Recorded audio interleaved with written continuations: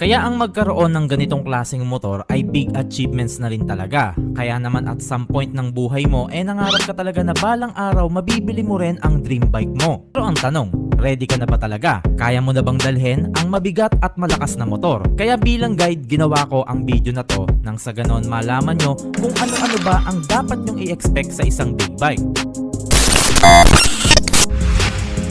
Para sa akin, masasabi kong big bike talaga ang isang motor pag 600cc pataas. Dahil sa ganitong displacement kasi, hindi na rin biro talaga ang power na binabato nila. Actually, yung 400cc na yan, pamantayan lang naman yan dito ng mga expressway para makapasok ka sa kalsada nila. Kaya nga sa ibang bansa, beginner bike lang ang tawag nila dito dahil hindi nga ganun ka-agresibo ang power na napoproduce ng mga 400cc. Unlike sa mga motor na 600cc pataas na konting hiklat mo lang ng silinyador, talagang sinisipa ka. Kaya nga pag nagka-big bike ka na, be mindful na kapag nagmabilis ka sa daan, hindi ka basta-basta makakahinto agad just in case na biglang may sumulpot na obstruction sa harap mo. Kaya kailangan mas triple ingat ka pag naka-big bike ka na at wag kang magmamaneho ng laseng o nakainom dahil nag-iiba ang emotion ng tao pag may alak na sa katawan. Kumbaga nawawala yung takot mo kaya may tendency na magmabilis ka sa kalsada. Kaya nga sabi nila delikado daw talaga ang mga big bike. Mas mababa ang tsansa na mabuhay ka dito kapag na-involve ka sa aksidente. Sa sobrang lakas kasi ng impact nito, maaari talagang magkalasog-lasog ang katawan mo. Hindi sa tinatakot ko kayo, pero pawang katotohanan lang yan. Trust me guys, marami na akong nasaksihan ng mga tropa ko na binawian ng buhay dahil sa big bike. In fact, 53% nga ng mga road accident dito sa Pilipinas ay dulot ng mga motorsiklo. Kaya naman paulit-ulit kong sinasabi sa inyo na maging responsable ka sa pagmumotor lalo na kung big bike ang dala mo. Dahil once na tumungtong ka na sa kalsada, hindi lang dapat ang kaligtasan mo ang dapat mong isaalang-alang, kundi pati na rin ang kaligtasan ng iba.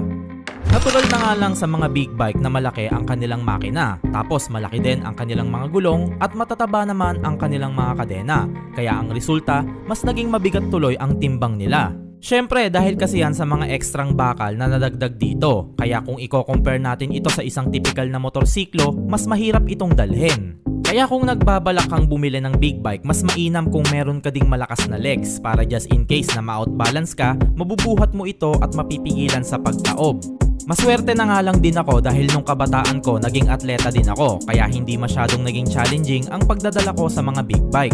Oh, teka, baka ma-misinterpret mo ako I'm not saying na bago ka kumuha ng malaking motor mag-gym ka muna. Ang ibig ko lang sabihin may advantage ka kung malakas ang mga legs mo.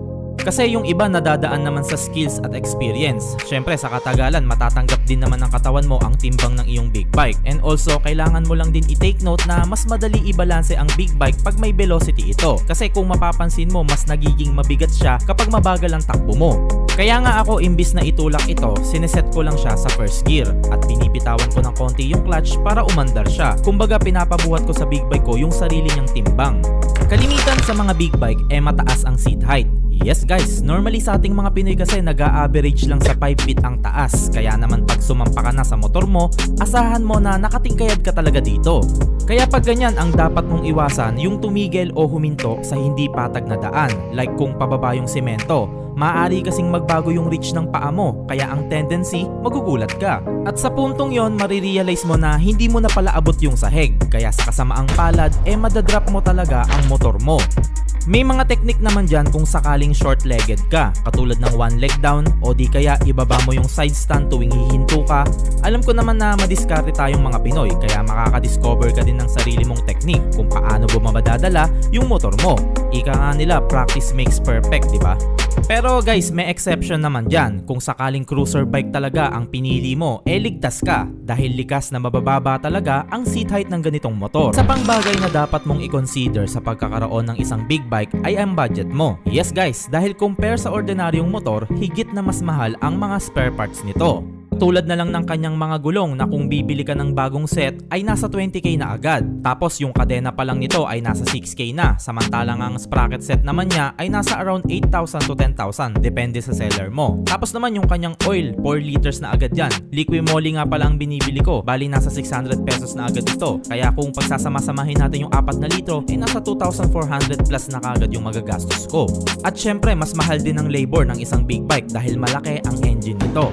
And also, yung kanyang fuel consumption ay nag-a-average sa 16 km per liter, kaya hindi mo rin ito pwedeng gamitin pang commute sa araw-araw dahil malulupog ka talaga sa gas, lalo na't may toll fee pa.